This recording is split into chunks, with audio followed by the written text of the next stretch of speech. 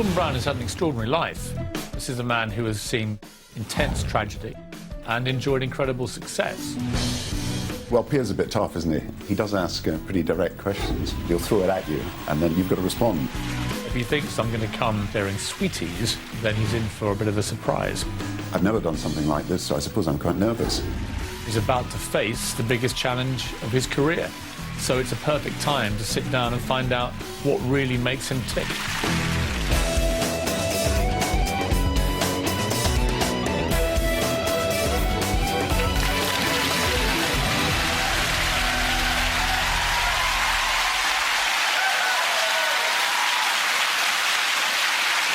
Prime Minister, the point of this series is that I interview celebrities, interesting people who've had interesting lives. It doesn't get, for me, much bigger than the serving Prime Minister. So I know why I'm here. Why are you here? Well, first of all, call me Gordon, please, because OK. I think it's important that people know who you are. And I think it's important that people can ask any questions they like about you. I'm an open book as far as people are concerned of anything they want to know. So I can literally ask you anything I like, can I? You can. You might regret saying that. I don't know if I will or not. I'll tell you afterwards. We asked, as a little exercise, Gordon, we asked some of the audience here, who seem on the face of it very nice people, but we asked them for one word to describe you before they came in today. And you want me to say what I think it is? Well, I'd like your reaction to each of these words, OK? I'm not asking you to guess, because I imagine if you guess, it would be handsome, charismatic, and so on. It didn't go quite like that, Gordon. No, so I'm just going to hit you with these, OK? Grumpy. No, but determined and strong-willed. Come on, you've been grumpy. Yeah, but I'm not. I don't sort of behave like that. I want things done. I'm strong-willed. I want to get things done. So I get up in the morning and say, look, let's get this done. And if that sounds grumpy, well, I don't think so. Knackered.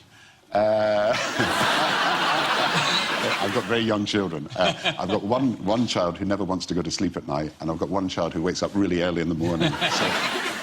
The next word was plonker. Which part of the audience was that? Come on, where are you? Have you ever been a plonker?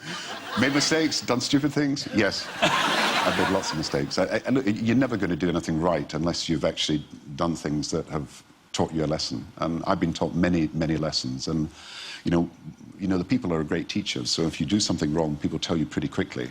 Let's get to the last word, because this, in many ways, is the most truly shocking of all. Delectable. No, that's Sarah. No, Sarah hadn't arrived. A woman in this audience, when asked one word to describe you, Gordon, said delectable. Well, that's very nice of her. Can you introduce me to her? You have had, though, some unbelievably vicious things said about you. I know, even by you sometimes. Yeah, but not as bad as this. I mean, let's go through some of the things. I mean, Jeremy Clarkson called you a one-eyed Scottish idiot.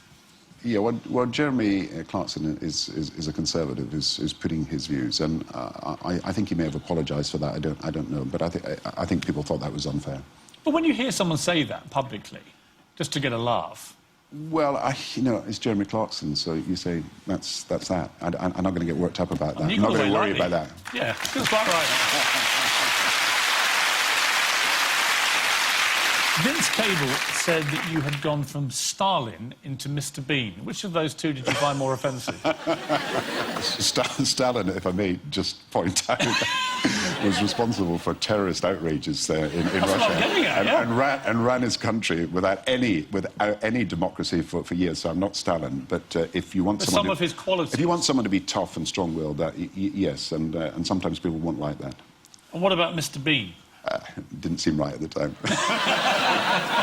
What's the minutiae of Downing Street life like? I mean, when you get up, is there like, 3,000 servants running in with your silver salver? There are really three things happening there. One is their offices, so there's a lot of people, probably 200 people working in Downing Street. Then you've got the sort of official rooms where you've got meetings and everything else where people come to visit. So if a president comes, they visit you. And then at the same time, you've got the family. So you're actually staying in the place where you work.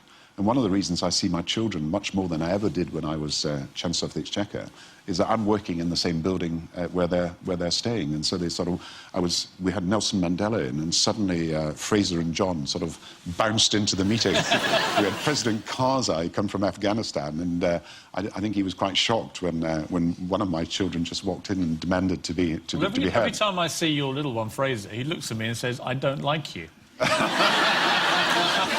I can't say he's a good judge of personality. I'm curious. People are curious. They have no idea what Downing Street life's like. I mean, do you have your own private loo as Prime Minister? No. Really? No. Well, who do you have to share it with? The rest of the building. Really? All of them? Yes. I don't know. I was sort of a bit disappointed. I thought you'd have at least some... Must be some good perks. Come on. Private jets? I mean, do you get stuff No, like you've got to do... Everything's got to be declared. If you get anything... If someone gives me a present, I just hand it back, and it's declared as a gift, and I don't have anything more to do with it. You don't keep any of them? No, we don't keep them. I don't keep them. What's been the best present you weren't allowed to keep? I think the different governments in the Middle East send huge presents. One actually, after a dinner, was a full pig that they actually sent that had been roasted. Really? And I couldn't accept it. So you're in the top job, but life at the top is never easy. Gordon Brown. He runs the country and is one of the most famous men in Britain. But to many of us, he remains a complete mystery. So just who is the man behind the headlines? He has a temper, that's true. He can go up, you know, in a whoosh, you know, if he's cross or if somebody's stopping him from doing something. I know he's tough as a negotiator, but I also think a secret weapon with him is actually humour. He's a man who loves his work, loves football, books, friends, loves people, and loves our family. But the private man suffers in public, and it's all about presentation. Gordon Brown is seen being kind of not quite comfortable in his own skin, socially gauche. When some famous person, or particularly their wives, come to Downing Street to visit, and he's meant to do the kind of air kissing on each cheek, I mean, he just doesn't get it. And it's not just the wrong type of kissing. He's often at the wrong place at the wrong time. He's not a man, in my view, who you can just spin for television. His advisors have tried to get him to smile more, a strategy that hasn't always been successful. He tries to look spontaneous.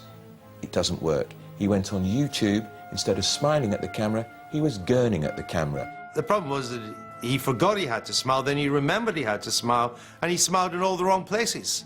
You know, your uncle is dead. Smile. They put him in these situations, and he cannot cope because he is not really built for the modern, telegenic, 24-hour media age in the way that Blair, the great actor, certainly was. Politicians are not meant to be slick salesmen. They're not meant to be, you know, smooth TV presenters. They're meant to be good at running the country. Success comes in all shapes and sizes and different ways of doing things.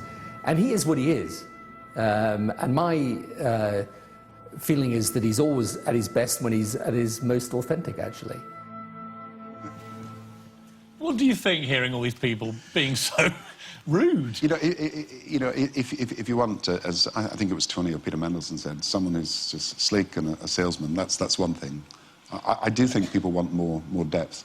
But I recognise that I'm not very good sometimes at presenting what I do. I don't take the care, perhaps, that I should have done in some of the ways I've said things. But deep down, I'm actually thinking about how we do things rather than how we say things. So I've got to get better. I've got to get better. I mean, that YouTube clip was slightly awkward to watch it, wasn't it? When you watched it back, did you feel comfortable watching yourself? Because you were laughing in the wrong places. I said after I did it, I don't think that's very good. And someone said, oh, that's really good. And I just thought, well, that's fine. I got it wrong.